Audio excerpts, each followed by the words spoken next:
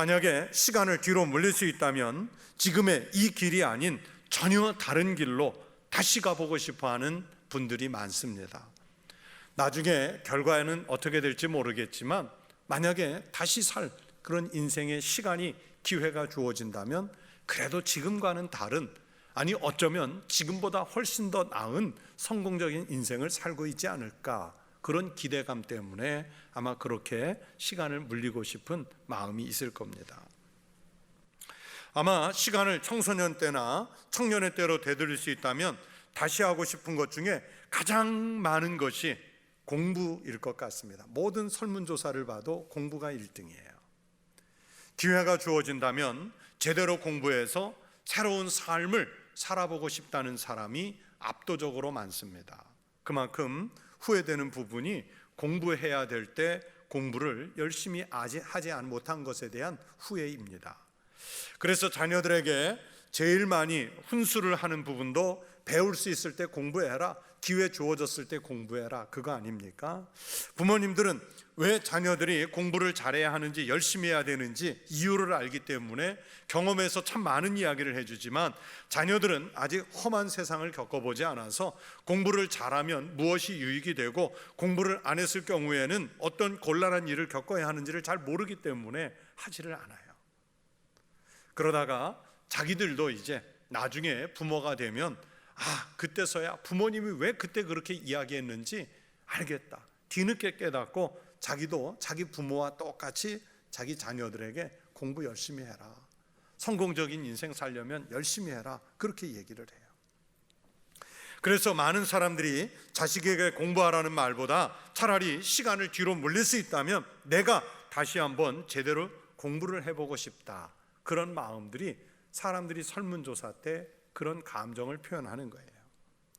그러나 그렇게 다시 공부를 해보고 싶다는 분들, 아니면 시간을 뒤로 물려서 새로운 삶을 살아보고 싶다는 분들에게도 묻습니다. 공부를 다시 하면 어떤 삶을 살 것 같습니까?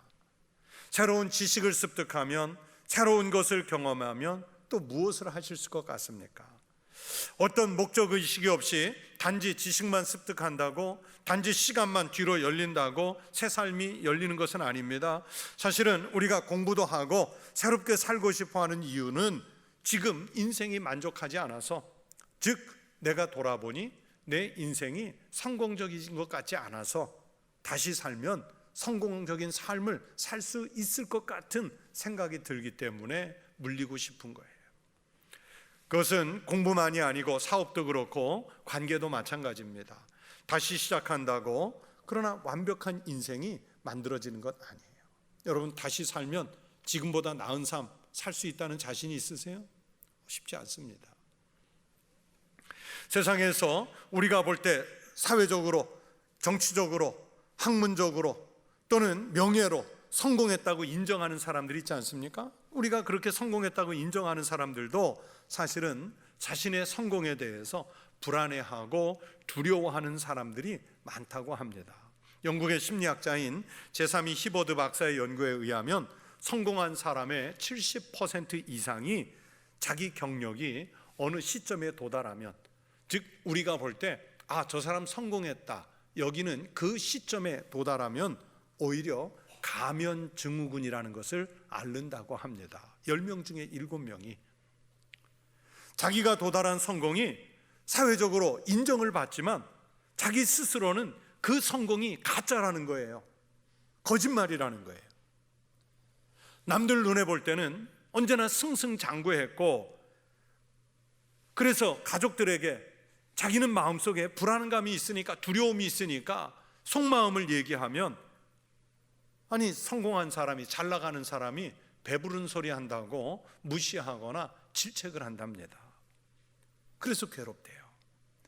겸손해서 자기 성공을 무시하는 것이 아니라 실제로 그렇게 자기를 왜소하게 여기기 때문에 그 성공한 사람들이 뜻밖의 많이 가면 증후군을 앓는다는 겁니다. 그 대표적인 예가 인류 역사상 최고의 천재로 알려진 아인슈타인 박사예요. 이 아인슈타인 박사는 자기 친구에게 내 연구에 대한 과장된 존경이 나를 아주 불편하게 만든다, 본의 아니게 사기꾼의 가면을 쓰고 있다는 생각이 든다. 자기가 가면 증후군을 앓고 있다는 얘기를 스스로 했어요. 우리가 그렇게 부러워하는 성공한 사람들의 10명 중에 7명 이상은 그렇게 자신을 왜소하게 생각하면서 불안한 삶을 산다는 겁니다.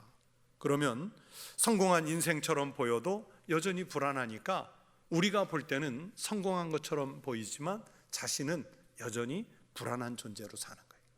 자신은 여전히 두려운 존재로 사는 거예요. 자신은 여전히 성공하지 못한 인생을 사는 거예요. 성공한 것이 가짜처럼 보이는 거예요. 성공하는 사람들의 7가지 습관이라는 책으로 우리나라에서도 유명했던 스티븐 코비 박사라고 있죠. 이분이 이 책을 팔아서요 전 세계적인 베스트셀러가 되면서 말 그대로 인세로 어마어마한 돈을 벌었어요. 그런데 그 어마어마한 돈을 벌어서 주식에 몽땅 투자했다가 폭망이라고 그러죠. 완전히 망했습니다. 파산을 했습니다. 한 기자가 물었습니다. 당신은 성공학으로 많은 사람들에게 성공에 대한 영감을 주었는데 어째서 당신은 파산을 했습니까? 그랬더니 스티븐 코비 박사가 정답을 얘기했어요. 제가 책에 쓴 대로 살지 못했기 때문입니다. 자기 책에 쓴 대로 못 살았다는 거예요. 맞습니다. 이분이 알기 때문에 책은 썼지만 안다고 여러분 다 아는 대로 사는 것도 아니고 안다고 성공할 수 있는 것도 아닙니다. 그래서 알기 때문에 그대로 아는 대로 못 살아서 더 후회되는 경우가 얼마나 많습니까? 사람이 안다고 하는 게 얼마나 어리석은지 몰라요. 우리가 복음성가에서 찬송을 부르지 않습니까? 우리가 언제 일을 몰라요? 내일 일도 모르잖아요. 내일 일도 모르잖아요. 그래서 하루하루 살아요. 내일 일도 모른다. 한 치 앞도 못 봅니다. 성공했다는 사람들이 갖는 그 생각과 그 실수를 우리는 더 많이 범하면서 살아요. 인생에서 얻는 것은 그것이 권력이든 지식이든 경험이든 완벽하지 않습니다. 불완전합니다. 이 불완전한 것에다가 우리 인생 자체를 올인한다고 그러죠. 다 맡길 수가 없습니다. 그러니 다시 시작할 기회가 주어진다면 시간을 뒤로 물릴 수 없지만 그래도 물릴 수 있다면 아니 지금이라도 늦지 않으니까 다시 새로운 삶을 살 기회가 있다는 것을 깨닫는다면 우리는요 불완전한 것에 투자하는 것이 아니라 온전한 것에 완전한 것에 우리의 남은 생애를 던져봐야 하지 않겠습니까? 모든 것이 점점 더 불확실해져가는 이 시대에 이 세상에서 흔들리는 가치에 우리를 맡겨서는 안 된다는 뜻입니다. 흔들리지 않는 가치, 불변하지 않는 진리에 우리를 맡겨야 우리가 세상을 이기며 살 수 있습니다. 흔들리지 않는 가치, 불변한 진리는 여러분 하나밖에 없습니다. 그 하나가 무엇이냐면 바로 우리 주님 예수 그리스도 한 분입니다. 이 혼동의 세대에 살면서 우리가 유일하게 의지하고 따라갈 길은 예수님밖에 없습니다. 여러분 주님을 따라가는 길만이 참길인 줄로 믿습니다. 그래서 예수님은 오늘 본문 6절에서 우리가 잘 아는 너무 유명한 말씀을 하지요. 내가 곧 길이요 진리요 생명이니 나로 말미암지 않고는 아버지께로 올 자가 없느니라 라고 말씀하셨습니다. 우리가 살다 보면 우리들 앞에 여러 길이 있어요. 지식이나 기술을 익히는 길도 수천 가지 수만 가지나 되고요, 직업도 수십만 가지나 됩니다. 또 어떤 사람은 성공하는 길을 가다 보면 나름 긍지가 생깁니다. 무엇인가를 잃은 것 같기도 하고 그것 때문에 재물도 들어오는 것 같고 사람들이 자신의 성공을 부러워하면서 존경하는 눈빛으로도 보는 것 같아요. 세상 사람들이 어쩌면 하나 둘씩 알아가는 그 인생이 되는 것에 만족감을 느낄 때도 있어요. 그런데 어느 날 갑자기 나의 인생이 하나둘씩 무너지는 것을 느끼는 때가 있습니다. 계속 들어오기만 할 것 같던 돈이 한꺼번에 공중에서 사라지는 경험을 하는 거예요. 최근에 한 신문 기사를 보니까 어떤 분이 노후 자금 1억 원을 펀드에 넣었는데 처음에는 수입이 짭짤해가지고 야 이렇게 하길 잘했다 그러면서 자신이 아주 뛰어난 판단을 했다 스스로 칭찬을 하고 있는데 어느 날 설마 하다가 조금씩 원금이 빠져나가는데 반 토막도 안 남았다는 거예요. 그거 찾으려고 하니까 막 화가 나고 열불이 나는 거예요. 요즘 젊은이들이 영끌이라고 하죠. 영혼까지 끌어다 쓴다.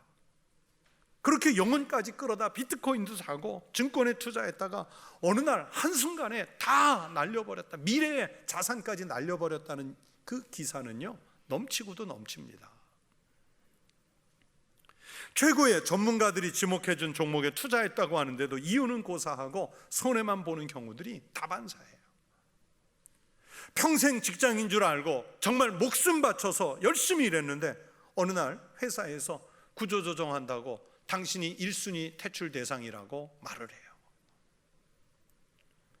제가 보니까 저와 가까운 선배나 후배들 중에도 보면요, 외국에 가서 유학을 가서 학위만 받고 오면 이곳저곳에서 교수나 연구원으로 오라고 할 줄 알았는데 변변한 강의 자리 하나 잡지 못해서 정말 고민하는 사람들을 많이 봤습니다. 어느 날 명예가 하늘을 찌를 것 같이 높은 자리에 앉아 있는 것 같았는데 어느 순간 한 사건으로 물거품처럼 없어지고 마는 일들을 수도 없이 우리가 볼 수 있습니다. 그들은 내 인생이 왜 이럴까 후회하는 일들은 그렇게 끊임없이 우리를 떠나지 않고 반복이 됩니다. 그래서 성경은 인생은 안개와 같고 그림자와 같다고 말씀합니다. 내일 일을 너희가 알지 못하는도다. 너희 생명이 무엇이냐? 너희는 잠깐 보이다가 없어지는 안개니라. 안개와 같은 인생을 위해서 내가 이렇게 헛힘쓰며 살아왔나 하고 뒤돌아보면 그 살아온 생애가 참 슬프고 허무한 마음입니다. 허망합니다. 그래서 더 이상 허망하지 않으려면 그 허망하지 않은 길을 우리가 찾아갈 용기를 내야 되지 않습니까? 여러분, 우리가 가야 할 바른 길, 즉 허망하지 않은 인생은 신앙의 길밖에 없어요. 하나님 나라에 최종적으로 도달하는 그 길로 올라서는 거예요. 하나님의 아들이신 우리 주님 예수 그리스도를 따라 사는 길만이 참 길을 가는 거예요. 어떤 일을 해도 예수님을 따라가는 길이면 보람이 있는 것이지, 그렇지 않으면 그 인생은 후회하거나 마지막에 아무것도 남지 못하는 허무한 것이 되고 맙니다. 솔로몬이 세상에서 가장 화려하고 유력한 삶을 살았지만 인생 말년에 마지막 고백하는 게 뭐예요? 헛되고 헛되며 헛되고 헛되니 모든 것이 헛되도다. 여러분, 저는 지금 솔로몬의 말씀을 통해 여러분에게 허무주의를 심어주려는 것이 아닙니다. 오히려 정말 허무하지 않는 인생의 참길을 일러드리는 거예요. 자신의 생애에서 얻은 결과들을 가지고 주님을 위해서 살고 주님의 길을 따라서 산 사람들은 나중에 손에 쥐고 가는 것 없을지라도, 남긴 것이 없어도 하나님이 주신 은혜, 그거 감동만 생각하면 내 심령 속에 하나님은 충분히 충만한 감동을 주셨다. 하나님은 충분히 충만한 기쁨을 주셨다. 이 고백을 하면서 생을 마치는 거예요. 여러분, 예수 그리스도 그 복음의 길을 잘 따르셔서 잘 믿으셔서 내 인생 마칠 때쯤 내가 참 좋은 길을 걸어왔다. 이제는 내가 아버지의 집에 들어갈 길을 얻었다. 그렇게 고백할 수 있는 믿음의 성도들이 되시기를 축원합니다. 오늘 말씀에서 예수님은 자신을 또 진리라고 말씀하셨어요. 여러분, 진리라는 말, 알레데이아라는 헬라어를 썼는데 이 헬라어 뜻 가운데 보면 뜻밖에 촛불을 끈다는 뜻이 담겨 있어요. 우리가 보통 진리 그러면 빛처럼 빛나야 된다, 오히려 불을 밝힌다, 그런 뜻이어야 되는데 뜻밖의 뜻이 촛불을 끈다는 뜻이 들어있어요. 이 무슨 뜻인가 하면 밤중에 별을 제대로 보려면 촛불, 등불을 꺼야 한다는 뜻입니다. 여러분, 불이 밝게 켜진 채로 하늘을 보면 하늘에 뿌려진 아름다운 별들을 볼 수 없잖아요. 우리가 최근에 도시에 살면서 이 빌딩들의 불이 밝으면 맑은 하늘에 아무리 예쁜 별들이 무수히 펼쳐져 있어도요, 도시의 그 등불 때문에 별이 보이지 않아요. 오히려 이 밝은 도시의 불들을 꺼줘야 하늘의 아름다운 별들을 제대로 볼 수 있습니다. 바로 그 원리예요. 대부분의 사람들이 너무 많은 정보를 오늘날 보고 듣습니다. 해박한 지식을 스스로 습득합니다. 이 시대는 너무 많은 것들을 보고 듣고 배우기 때문에 정작 진짜 보고 알아야 할 진짜 진리는 놓치는 경우가 많습니다. 자신이 가졌다고 생각하는 그것을 꺼트려야, 그것을 내려놓아야 진리가 보이는 거예요.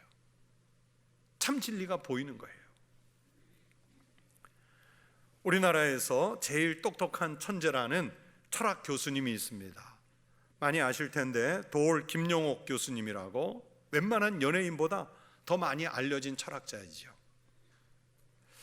이분은 정말 재밌는 것은 정말 똑똑한데 자신이 대한민국에서 제일 똑똑하다고 스스로 자부하는 학자예요. 스스로 자기가 그렇게 말을 하고 다녀요. 이 동양 철학에 능통한다고 공자, 맹자 얼마나 연구했는지 우리나라에서 최고 권위자예요. 그런데 이분은 사실은 원래 믿음이 아주 좋은 신앙의 명문 가문에서 자랐습니다. 그래서인지 신학에도 매우 능통하고요, 또 성경의 언어인 헬라어도 익숙하게 구사하는 분입니다. 제가 교육방송 텔레비전에서 이 교수님이 강의하는 요한복음 강좌를 여러 번 들었습니다. 이분 누나가 우리나라 교육부 장관을 역임했던 분인데 한 번은 방송에 나와서 우리 집에서 제일 돌출된 인간, 그러면서 신앙적으로 이단과 같은 인간이 바로 내 동생이다, 그렇게 이야기를 하더라고요. 그런데 요한복음 강의를 들으면서 제가 생각했던 건 뭐냐면, 이 교수님의 강의를 듣다 보면 요한복음 강좌를 들어도 예수님은 없어요. 예수님 없어요. 예수를 버렸습니다. 이분이 예수님이 참 진리인 것을 놓치는 그 순간부터 그는 신앙인들을 비하해요. 예수를 비하합니다. 교회를 쓸모없는 존재로 여깁니다.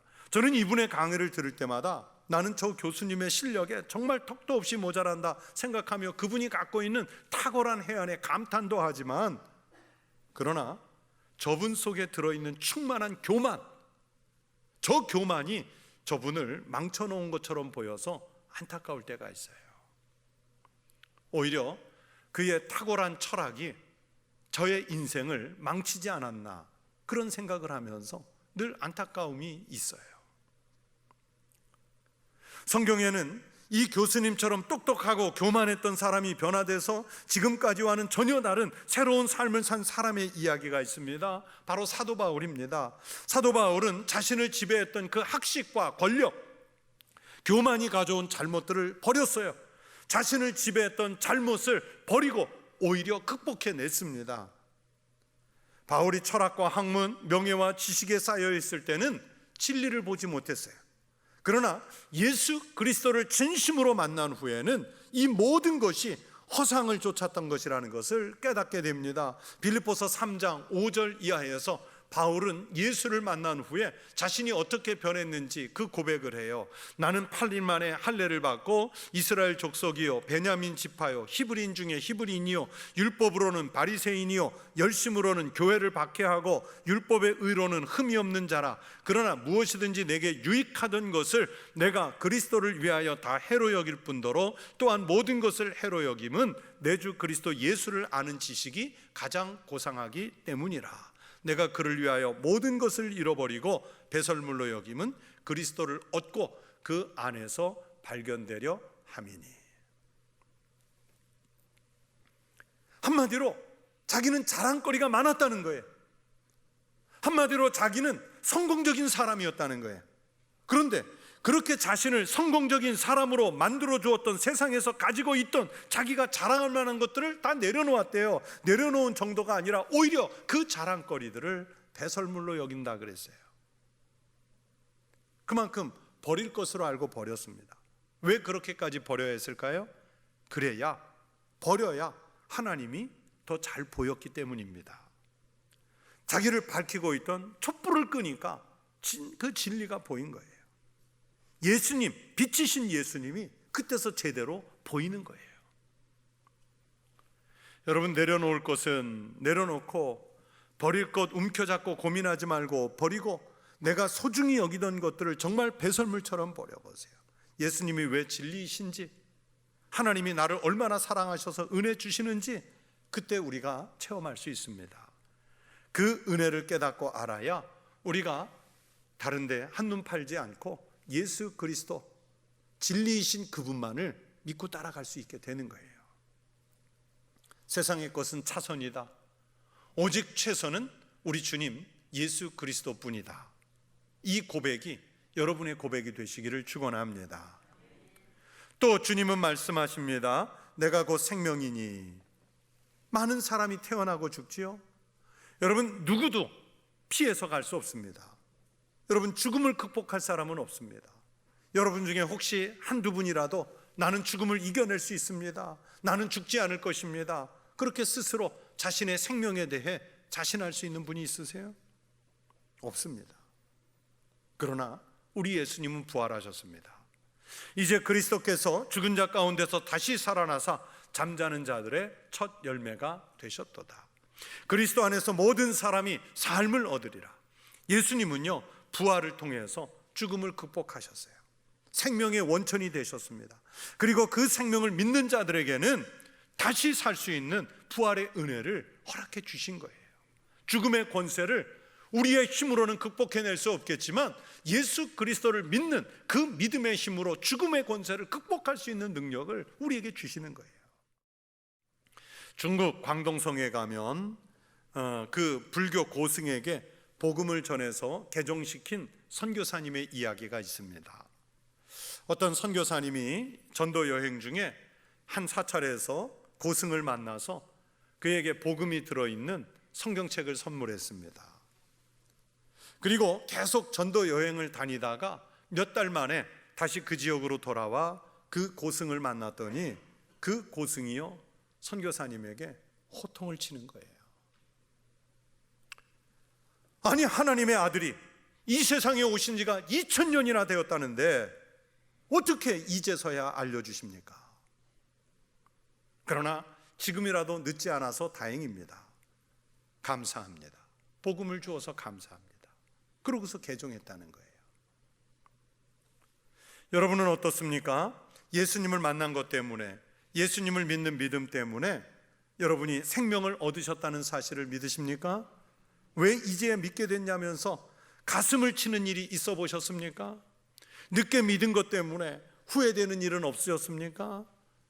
시점은 각각 다를지라도 어떤 상황, 어떤 형편에서도 예수 그리스도를 믿는 믿음만큼은 흔들리지 마시기를 바랍니다. 세상에서 아무리 좋은 것을 얻어도, 훌륭한 것을 얻어도, 성공을 성취하여도 여러분 생명이, 참된 생명이 없다면 무슨 소용이겠습니까? 중국 순오지에 나오는 속담에 산 개가 죽은 짐승보다, 정승보다 낫다는 말이 있습니다. 아무리 높은 벼슬을 가진 정승이라도 죽으면 소용이 없다는 뜻이에요. 우리가 인생에서 정말로 성공한 삶은 온전한 길로 가고 완전한 진리를 깨닫고 영원한 생명을 얻는 것 아니겠습니까? 아무리 화려한 인생을 살아도요, 성공적인 삶을 산 것 같아도요, 여러분 그 인생은 짧습니다. 모세가 시편에서 고백한 대로요, 우리 인생의 연수가 70이고 강건해봤자 80밖에 안 됩니다. 인생이라는 것이 그렇게 짧아요. 그렇기 때문에 아차하면서 살다가는 남은 것은 후회밖에 없습니다. 그러나 주님이 주시는 생명은 영원입니다. 우리가 측량할 수 없는 시간입니다. 완전한 구원입니다. 예수님이 그것을 우리에게 주시려고 사람과 같은 몸을 입고 직접 우리에게 찾아와 주셨습니다. 그리고 그를 믿는 자들은 멸망하지 않고 오늘 14장 6절의 말씀대로 아버지의 집에 친히 갈 수 있는 그 길을 열어주신 줄로 믿습니다. 여러분, 예수밖에 영생 없습니다. 믿음만이 그 길을 알게 합니다. 길이요 진리요 생명이신 예수님을 따라가는 성도 되시기를 축원합니다.